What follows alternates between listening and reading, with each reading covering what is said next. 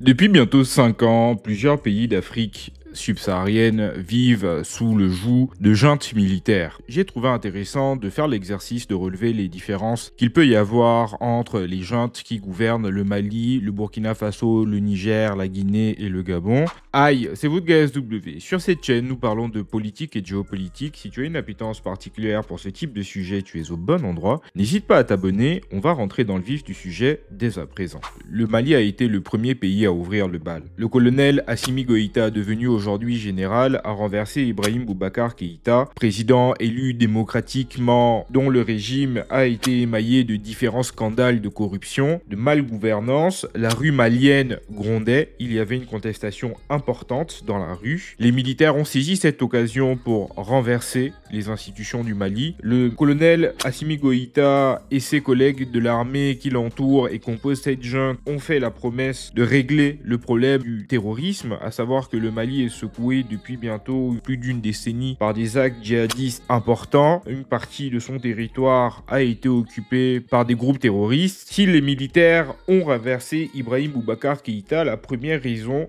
était de régler le problème du terrorisme, faire en sorte qu'il y ait une meilleure gouvernance, des institutions qui soient réformées, et s'il pouvait également faire en sorte de mettre fin à tous les scandales de corruption qui ont émaillé le régime d'Ibrahim Boubacar Keïta. Le plan de route des militaires lorsqu'ils font tomber Ibrahim Boubacar Keïta était celui-là. Chemin faisant, ils n'ont pas été en capacité de régler le problème du terrorisme. Ils ont rompu tout partenariat militaire avec la France et l'ONU, à savoir qu'il y avait une mission de l'ONU au Mali, composé de plusieurs pays, financé donc par cette institution internationale. Il a préféré les remplacer par Wagner. Wagner coûte des millions de francs CFA tous les mois à l'État malien. La solution, malheureusement, continue d'être aussi difficile, aussi tendue. On a également observé des reculs de liberté depuis 5 ans. Toute personne qui émet un avis contraire à la junte peut se voir inquiété, emprisonné ou contraint à l'exil. Les autorités maliennes flattent le côté nationaliste panafricain, sauf que ça fonctionne un temps, ça ne remplit pas les assiettes.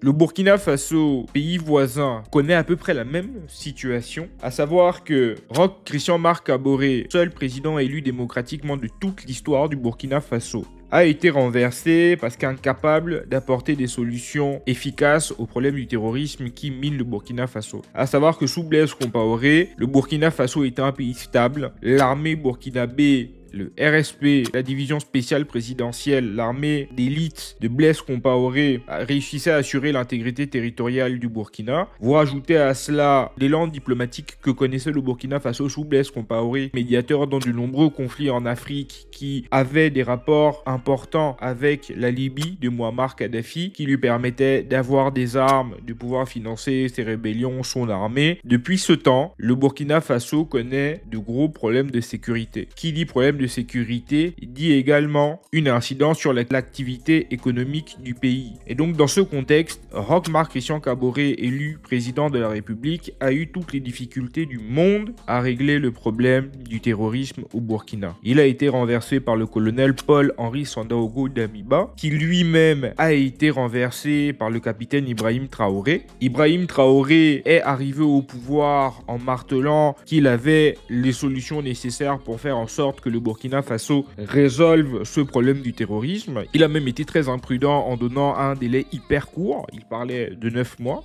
Aujourd'hui, on est bientôt à plus de 3 ans qu'Ibrahim Traoré gouverne le Burkina Faso. Son pays est toujours sujet à des attaques terroristes importantes, sanglantes. Ibrahim Traoré a d'ailleurs même fait des recommandations aux civils. Si on élague beaucoup et que la voie est libérée sur 100 mètres de part et d'autre, ça nous permet de pouvoir mener d'autres actions. Il faut que partout puissiez organiser les populations pour sortir, libérer les axes. Il faut élaguer. Mais il faut que tout le monde se mette à la tâche. Il faut qu'autour de vos communes ou de vos villages là, vous puissiez creuser des tranchées. Mais il faut que chacun commence chez lui. Tous les jours, il y a des drones en permanence qui sont arrêtés dans des positions bien précises. Ils attendent juste qu'on les dise, on les voit venir ici. Mais rarement, les gens arrivent à le faire. Chaque fois, on est sous le feu. On ne peut pas être sous le feu.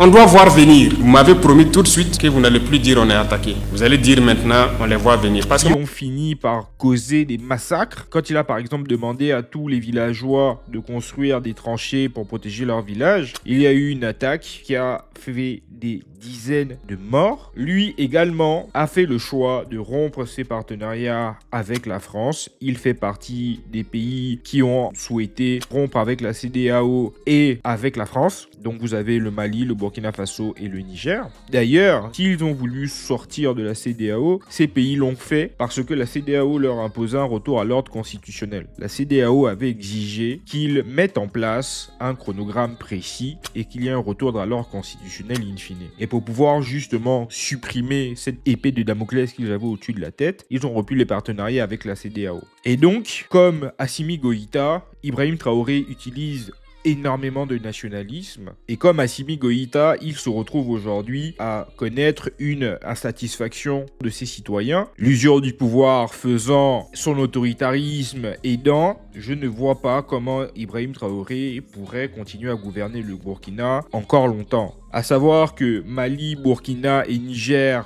ont décidé de mettre en place une transition militaire indéfinie. Ils le justifient par l'incapacité à pouvoir organiser un scrutin sur toute l'étendue du territoire. Le seul problème, c'est que à ne pas vouloir donner la parole aux citoyens de ces différents pays, vous faites en sorte que la seule possibilité d'avoir à vous bouger, ce ne sera que par la force. Il n'y aura pas d'autre alternative. Donc il faut même vivre à leurs différents pays un risque important d'instabilité. Ibrahim Traoré connaît aussi des problèmes économiques hyper importants, hyper prégnants, ce qui fait que sa marge de manœuvre est hyper contraignante. Lui aussi a fait appel aux Russes de Wagner. Il collabore avec les Turcs qui lui ont livré des drones. Ce qu'on peut lui reconnaître, c'est que dans la recherche de ses partenariats, il est un peu iconoclaste. Il a essayé de nouer des partenariats avec l'Iran sous sanctions, ce qui était risqué et courageux. Avec la Corée du Nord, il tente des choses. Je ne vous parle pas des opposants ou de tout citoyen qui essaye d'émettre un avis contraire contre Ibrahim Traoré et contre sa junte, c'est la prison.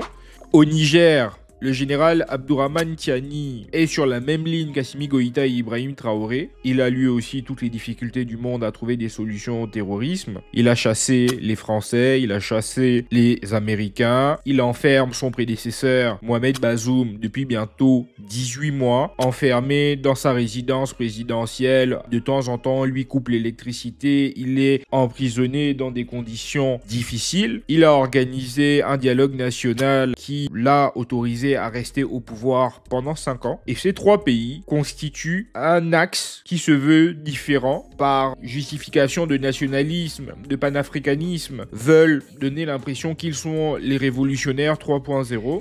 Et de l'autre côté, vous avez la Guinée, dirigée par Mamadi Doumbouya, ancien légionnaire français qui a renversé Alpha Condé, qui était lui-même opposant historique. C'était un peu le Laurent Gbagbo guinéen. Il a été opposant quasiment à tous les présidents depuis les indépendances. Il a fini par être élu au début des années 2010. Il a mis en place une gouvernance qui n'a pas été efficiente. Il y avait pas mal de trous dans la raquette, beaucoup de scandales de corruption, sans même parler de sa gouvernance autocratique où toute manifestation était réprimée dans le sang, toute voix discordante pouvait être emprisonnée. Il a été renversé par le colonel Mamadi Doumbouya, qu'il avait fait rentrer de France, intégré dans l'armée, lui confier la création des forces spéciales en Guinée. Il l'a renversé.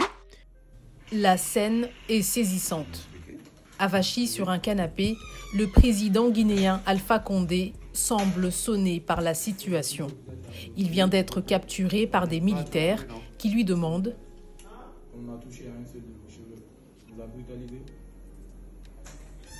silence du chef d'État guinéen. Un peu plus tard, les putschistes ont pris d'assaut la télévision guinéenne pour annoncer la capture d'Alpha Condé et la dissolution des institutions. Alpha Condé, 83 ans, a été réélu en octobre 2020 pour un 3e mandat après avoir fait modifier la Constitution.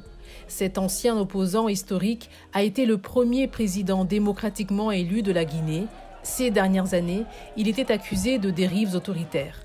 Sa candidature a provoqué des mois de tension qui ont causé des dizaines de morts et l'arrestation de plusieurs opposants.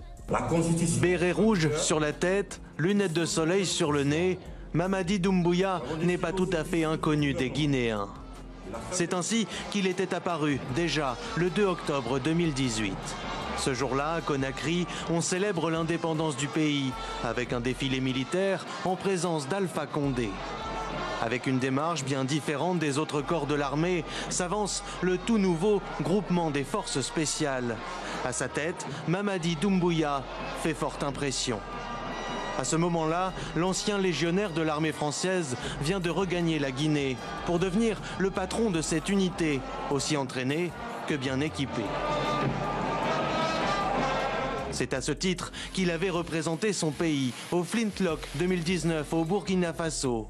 Cet exercice militaire grandeur nature, organisé en Afrique par les Américains, avait rassemblé plusieurs hauts gradés des forces spéciales du continent, dont un certain Assimi Goïta, ce colonel à l'origine du dernier coup d'État au Mali. Mamadi Doumbouya, à l'époque, revient sur la collaboration de l'armée guinéenne avec les Maliens.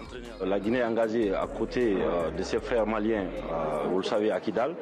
Donc, dans le cadre de la lutte contre le terrorisme, et pour nous, c'est une affaire qui nous concerne. Formé à l'école d'application de l'infanterie au Sénégal ou encore à l'école de guerre de Paris, le lieutenant-colonel Doumbouya est un malinqué originaire de la région de Kankan, deuxième ville du pays. D'après plusieurs sources sur place, les autorités guinéennes étaient devenues méfiantes à son égard ces derniers mois. Mamadi Doumbouya ayant exprimé sa volonté d'autonomiser l'unité spéciale qu'il dirige vis-à-vis du ministère de la Défense. On y va. Mamadi Doumbouya, en venant au pouvoir, devait faire en sorte que la Guinée redevienne un peu plus démocratique. Dans l'idée, il ne devait pas s'éterniser. Ça va bientôt faire plus de 2 ans qu'il est président de la Guinée. Il compte s'y maintenir. Contrairement au pays de l'AES, la Guinée a annoncé des élections présidentielles qui devraient se tenir avant la fin de l'année 2025.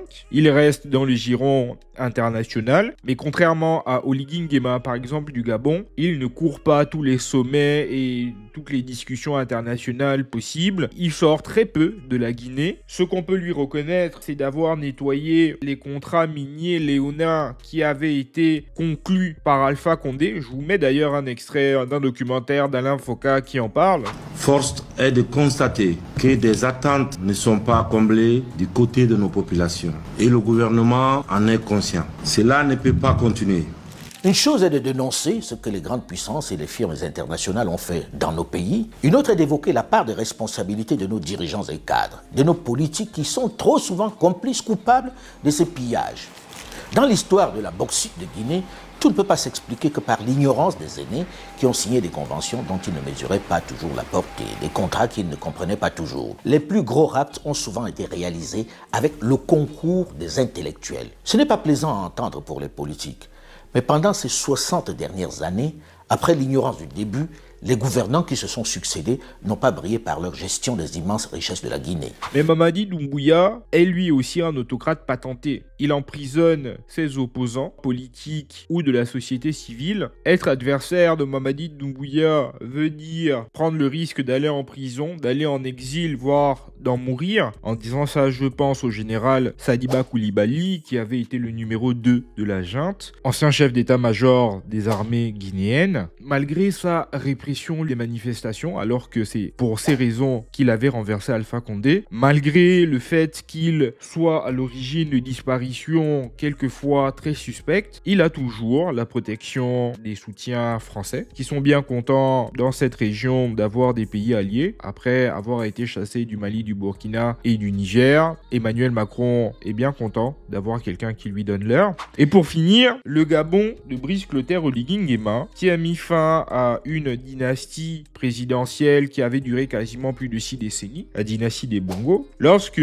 Brice Clotaire Oligui Nguema prend le pouvoir, il y a énormément d'espoir qui est suscité. Beaucoup de Gabonais ne pensaient pas voir de leur vivant la chute des Bongo. Sauf que, chemin faisant, ils se sont rendus compte qu'il y avait un recyclage du système précédent, du système PDG, du Parti démocratique gabonais, le parti qui a gouverné le pays depuis plus de 6 décennies et qui a été créé par Omar Bongo. Le général Oligui était aide de camp du président Bongo. Il appartient à la famille présidentielle. Il considérait Omar Bongo comme son père spirituel. D'avoir gouverné comme Omar Bongo, à son époque, sa gouvernance était anachronique. 20 ans plus tard, ça n'a pas de sens. Les les scandales de corruption ont été très importants pendant cette transition militaire. Le président Oligui a eu toutes les difficultés du monde. Certaines mauvaises langues disent même qu'il n'a même pas eu la volonté d'avoir à arrêter la corruption. On fait en sorte d'avoir des dossiers sur tout le monde, on les corrompt, on leur donne des enveloppes, qu'énormément d'argent a été jeté par les fenêtres. Des projets pas forcément très prioritaires ont été lancés pendant cette transition. La réforme des institutions qui avait été l'argument numéro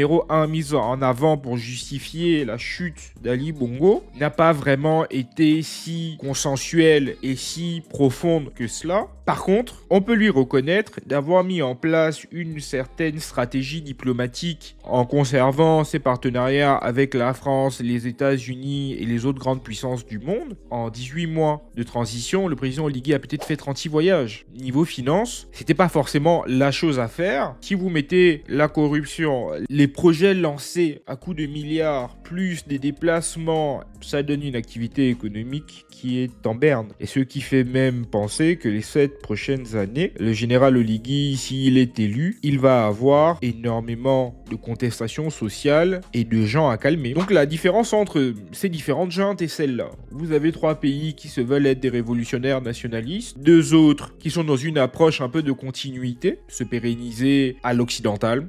S'il faut passer par des élections, on va passer par des élections et de toute façon, on a été élu, on exerce notre mandat. Chacun d'eux a ses propres objectifs, ses propres réalités qu'ils essayent d'adresser comme ils peuvent. Le résultat n'est pas toujours probant. L'Afrique est peut-être le seul continent aujourd'hui sur le globe où il y a autant de juntes. En Asie, vous avez la Birmanie. Espérons qu'il va y avoir un retour à la normale. Il n'est pas forcément indispensable de passer par des élections à l'occidental, mais trouver le moyen de pouvoir prendre le consentement et l'avis des gens que vous souhaitez gouverner. Je comprends ces 3 pays qui se veulent révolutionnaires et qui se veulent faire les choses autrement, qu'ils réfléchissent justement à comment ils peuvent s'organiser différemment. Le statu quo n'est pas viable. Donc voilà ce que j'avais à vous dire aussi. La vidéo vous a plu, likez-la, partagez-la autour de vous et je vous dis à très bientôt. C'était votre gars SW. Bye.